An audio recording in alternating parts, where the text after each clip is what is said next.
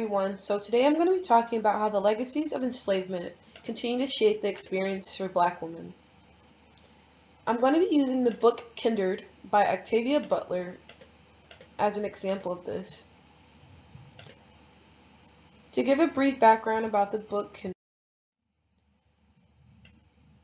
it is a long and revisionist tale of a Black woman in two different time periods. The first place is one in which she lives with her white husband in California in the year 1976, and the other is the antebellum South in Maryland in the year 1815.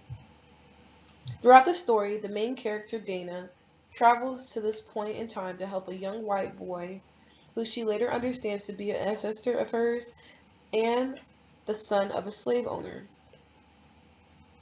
The problems arise when she is thrown back in time, being a Black woman, when Black women and men were enslaved. Dana and eventually her husband Kevin navigate themselves through this time. The legacies of enslavement shape the experiences of Black women as it relates to Dana, the main character,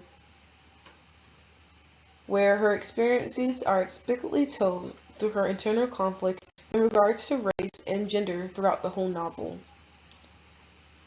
She constantly must grapple with her true reality when she travels back and forth. This reality deals with her present self as a Black woman married to a white man, juxtaposed to her experiences as a Black woman in a time where slavery existed. In both of Dana's realities, the trauma and dysphoria from slavery follows her in each of her present times. Moreover, the long legacies of enslavement have impacted the Black family. One of the main breakdowns of this long-standing problem is the dynamic between Black men and Black women.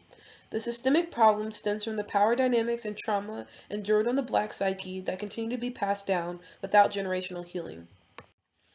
As it relates to gender and experiences of Black women in our current age, these problems have become passive ones that are not always picked up.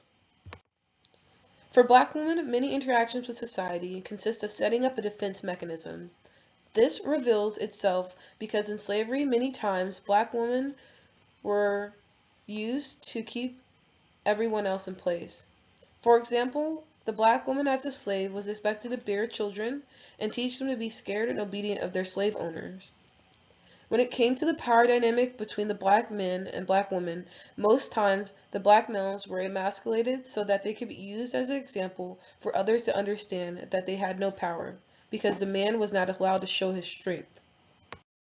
So while this occurred over this period, a shift in the interaction between Black women and Black men and society occurred after this.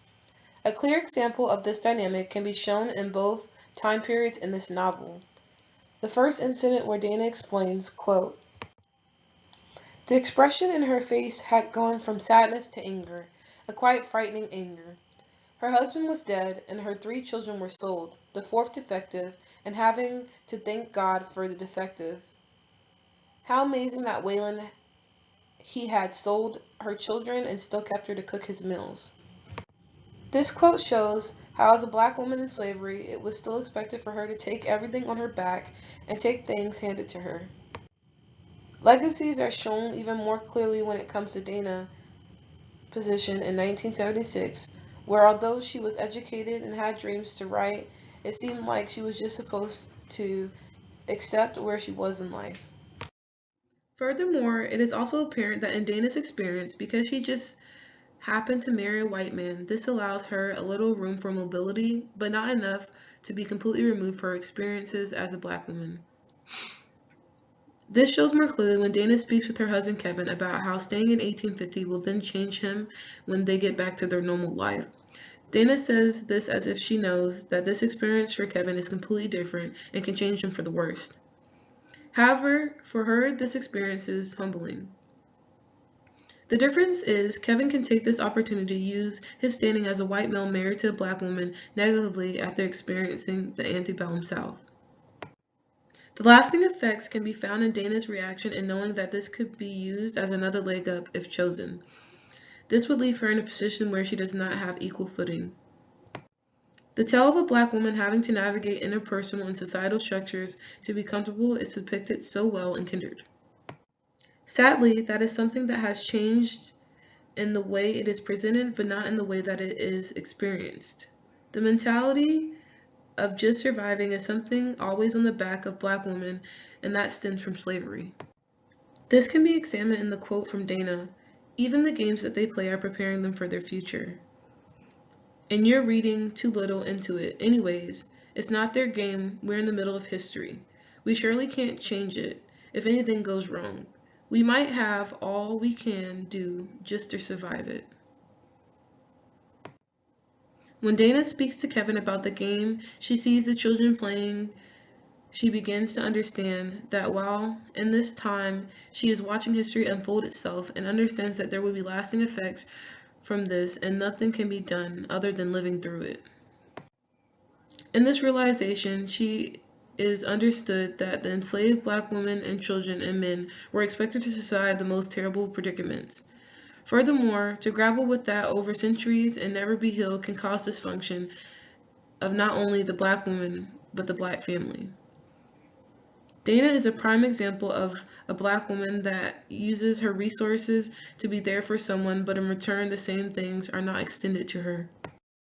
With that being understood, I draw parallelism to her taking care of Rufus, even though she knows it will not change the way she is looked at.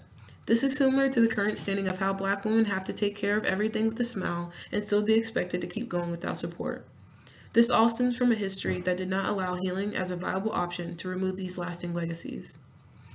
Overall, one day we will be able to re-examine the legacies of slavery to better equip rising generations with healing so that this cycle can be broken. Thank you.